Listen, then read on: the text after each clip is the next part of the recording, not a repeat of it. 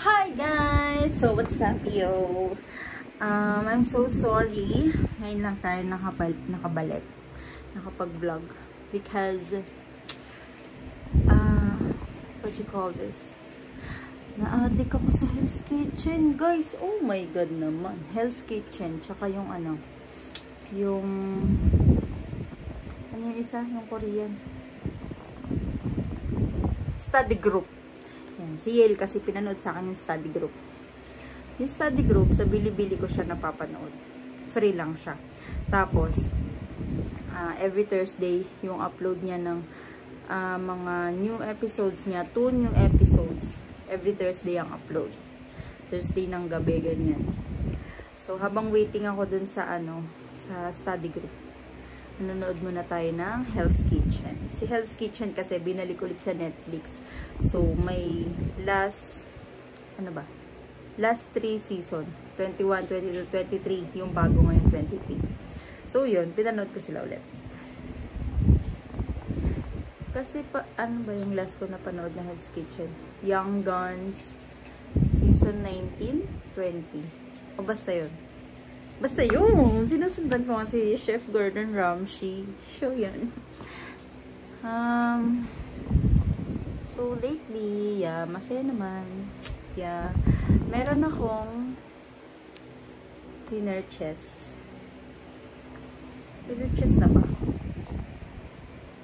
Down pa lang. Sige, down pa lang. Yun, secret mo na siya. So, it's for myself and I. What? So, yan. Gift ko siya sa sarili ko. Yeah. Gift ko siya sa sarili ko. So, medyo may konting pagsisisi kasi ngayon ko lang siya sinimulan. So, ngayon, medyo magiging tight tayo sa budget natin. Dahil, kailangan natin magtipid para dito sa binili natin. Yun. Magiging super tight tayo sa budget natin na every cents counts. Yes. So, yun nga. I will try my best to upload every day. Like, twice a day. Yes! Sabi ko sa'yo. Yun. So, isang video. Tapos, ay hindi, thrice pala dapat. Kasi isang long form video, tapos isang short, tapos yung every night na live natin, yung ASMR. So, yan. Yes. Yan. Update ko kayo everyday dun sa natin. Mga siguro after 6 months. After 6 months pa. After 6 months, sige, after 3 months. Bigyan ko kayo ng clue kung ano yung binili natin na yun na. Kailangan natin pag-ipunan ng sobra-sobra.